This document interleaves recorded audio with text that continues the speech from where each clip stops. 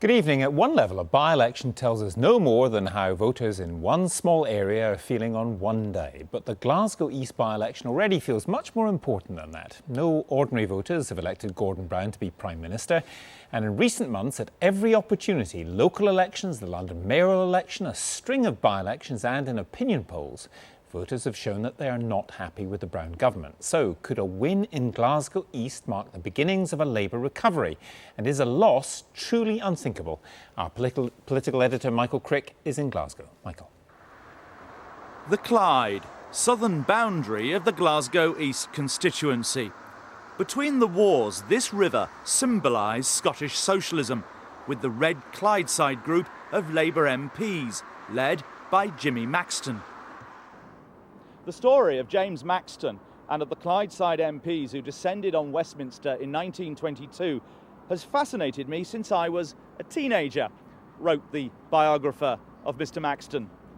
And he continued, talking of the 1922 election, Glasgow blazed red. 10 of the city's 15 constituencies had elected socialist MPs. The Conservatives were aghast.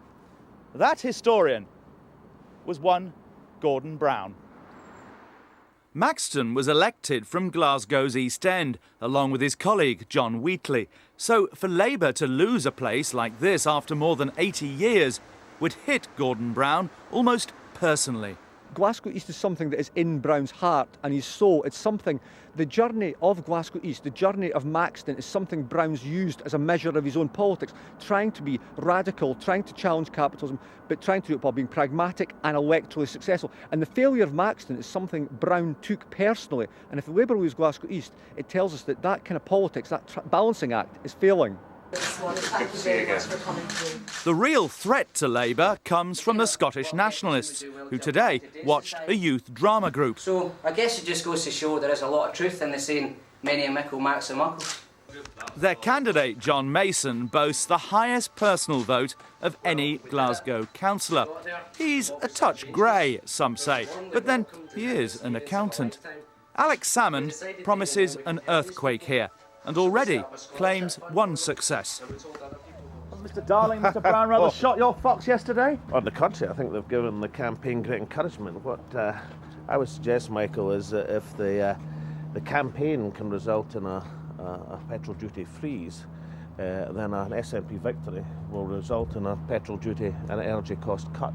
So I think it rather vindicates the campaign. Really? Well, I seem to remember the last by-election that they tried to save was on the 10 pence tax, and it had the effect of gathering momentum, and it'll be the same time this time. People here take great encouragement for the fact that the Chancellor and the Prime Minister are well and truly on the run in Glasgow East. Davina Rankin is unusual for a Conservative candidate. She's black and an active trades unionist. But she can't really win here, given that the Tories came a poor fourth in this seat in 2005.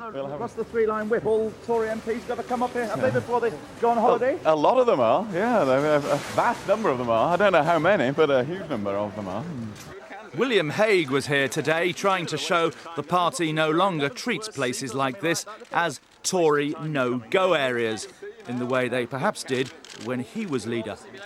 Even including a seat like this, where obviously we don't have much historic strength, but now we've got those people interested again, those voters coming our way. Great candidate like Davina, great leadership in Scotland from Annabelle. So you'd be lucky to save your deposit round here.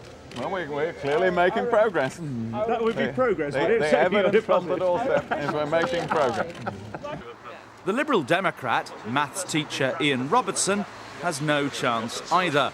Despite today's efforts to save a local fire station, his campaign seems too relaxed, showing little of the dynamism we normally expect from the Liberal Democrats in by-elections. Do you think this is an important by-election for Gordon Brown's future? I think it is an important by-election for Gordon Brown's future, and he'll receive a resounding lesson from the people of Glasgow in the coming weeks, and or more to the point next Thursday. But you'd prefer him to stay as Labour leader, wouldn't you?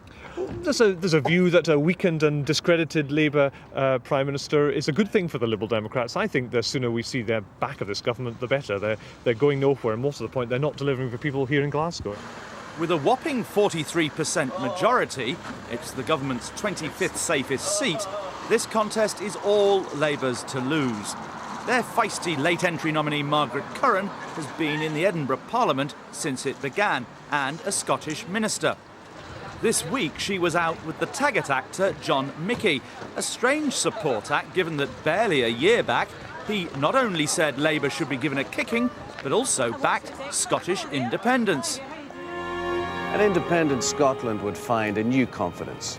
It would slow down the brain drain that causes this country to lose so many of its brightest and most skilled, whether they be Gordon Brown or Gordon the electrician. Consider yourself leafleted. Labour too have dragged scores of MPs up here, including some paid by taxpayers to do ministerial jobs. Well, you are running the campaign, and yet you're meant to be a minister at the Scottish office. Are you paying back your wages for the weeks that you're in this campaign? I think it is in the best interest of Scotland for Margaret Curran to get elected the MP for Glasgow East, and therefore I'm delighted to be campaigning for her. But so you're moonlighting. You should be at your desk at the Scottish office, instead of which you're running a political campaign. No, what we're doing here is we're trying to ensure that the people of the East End of Glasgow get the best possible representation at Westminster, and I'm delighted to take part in that campaign. You're meant to be a minister. You've been paid to be a minister, and yet you're not doing your job. You're running a campaign. Well, I am doing my job. I'm actually perfectly capable of doing my job and also campaigning for Margaret Curran. Privately, Labour says Glasgow East much tighter than the 14% lead they got in the only opinion poll so far. With many more MPs and ministers expected over the last week, the outcome is still far from clear. Michael joins me now. Have you got any sense which way this is going, Michael? Well, I have to say, having spoken to quite a lot of voters today and yesterday, and indeed when I was here last week, although there are quite a few people who have left Labour and are going to vote for the SNP, most of them the ones who've left in this by-election, there isn't the kind of hemorrhaging of support that you often see in by-elections when there's going to be a surprise, dramatic result. That has not yet occurred so far as I can see, and I think quite a lot of other observers agree with me on that.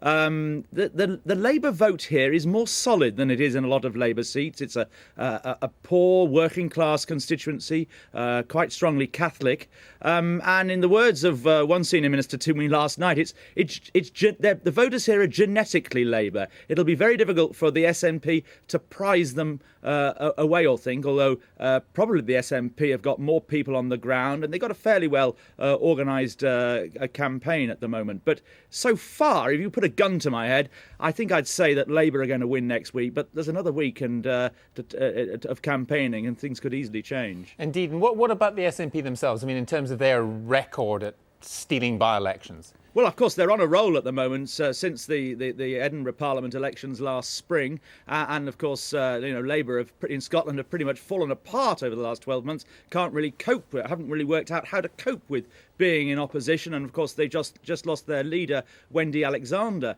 Now, historically, the SNP has this sort of image of being great by-election victors, a bit like the Liberal Democrats have throughout the UK over the years. But in fact, if you look at the records, there have been more than 70 by-elections in Scotland since 1945. The SNP's actually only won 5 of them, although some of those by-elections were pretty famous by-elections, such as Hamilton in 1967 and Govan on a couple of occasions. So what are Labour's tactics then to draft every MP to have the first week of their holidays up in Glasgow? Well, I think that's exaggerated to some extent. I haven't noticed great numbers of Labour MPs going around the streets. It's not to be like it has in some by-elections I've been to where people have been brought in on coaches. That may change over the next few days. But certainly Labour are focusing a lot on the SNP candidate John Mason, who they feel is weaker than their own candidate Margaret Curran. And there's probably some truth in that, although in a debate tonight held by our colleagues on Newsnight Scotland, the honours were fairly even. In particular, they're painting him as being a hard-line nationalist on the issue of independence and are focusing on apparent differences between him and the official SNP party line. And Alex Salmond has always said that once Scotland holds this referendum on independence in a couple of years' time, time. If the SNP lose that referendum, they won't try and hold another one for another generation, which is thought to be mean about 20 years. Whereas Mr. Mason recently compared it to asking somebody to marry you, that you have to be persistent, he said, which rather suggests that he intends that if they lose the referendum, they should hold another one not long afterwards. OK, Michael, we'll leave it there, but we will be back to you. And you can find a full list of all the candidates standing in Glasgow East on the BBC website, bbc.co.uk.